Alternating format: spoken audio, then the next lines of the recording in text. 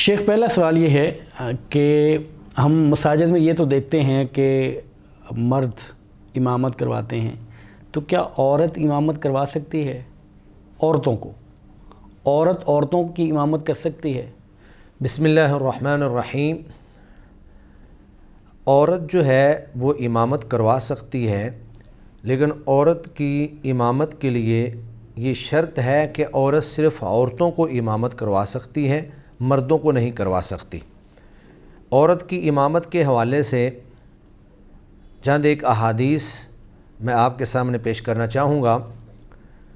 نبی مکرم صلی اللہ علیہ وآلہ وسلم کی ایک صحابیہ تھیں جن کا نام ام ورقہ بنت نوفل تھا، تو آپ صلی اللہ علیہ وآلہ وسلم اس کے گھر میں آتے جاتے تھے۔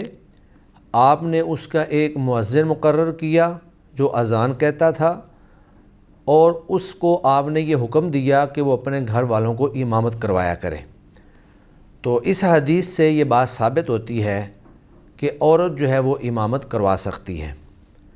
اسی طرح امہات المؤمنین میں سے سیدہ عائشہ رضی اللہ تعالی عنہا کے بارے میں یہ بات ثابت ہے کہ انہا امت النساء فی صلاۃ المغرب، کہ سیدہ عائشہ رضی اللہ تعالی عنہا نے عورتوں کو نماز مغرب کی امامت کروائی۔ اور آگے پھر الفاظ یہ بھی ہیں فقامت وسطہن وجہرت بالقراءہ، کہ آپ ان کے درمیان کھڑی ہوئیں اور آپ نے جہری قرات کی۔ تو اس حدیث سے یہ بات بھی گویا کہ ثابت ہو گئی کہ عورت ایک تو امامت کروا سکتی ہے، اور اس کے ساتھ ساتھ وہ قراءت جہری نمازوں میں جہری ہی کرے گی، یہ نہیں ہے کہ وہ اپنی امامت کے دوران قراءت جو ہے وہ سری کرے گی۔ اسی طرح سیدہ حجیرہ بنت حسین رضی اللہ عنہا سے روایت ہے، فرماتی ہیں کہ امتنا ام سلمۃ ام المؤمنین فی صلاۃ العصر، کہ ہمیں ام المؤمنین سیدہ ام سلمہ رضی اللہ تعالی عنہا نے امامت کروائی نماز عصر میں، وقامت بیننا، اور آپ ہمارے درمیان کھڑی ہوئیں۔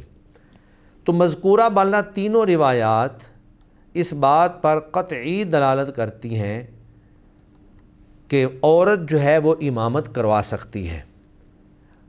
ام ورقہ بنت نوفل کی روایت، سیدہ عائشہ رضی اللہ تعالی عنہا کا عمل، سیدہ ام سلمہ رضی اللہ تعالی عنہا کا عمل، یہ اس بات پر قطعی دلیل ہیں کہ عورت کے لیے امامت کروانا درست ہے، لیکن اس میں یہ بات ذہن میں رکھنی چاہیے کہ عورت جو ہے وہ مردوں کی امامت نہیں کر سکتی، وہ صرف عورتوں کی ہی امامت کروائے گی، اور امامت کے دوران وہ عورتوں کے درمیان کھڑی ہوگی۔ جس طرح مرد جو ہیں وہ آگے کھڑے ہوتے ہیں، اس طرح عورت کھڑی نہیں ہوگی۔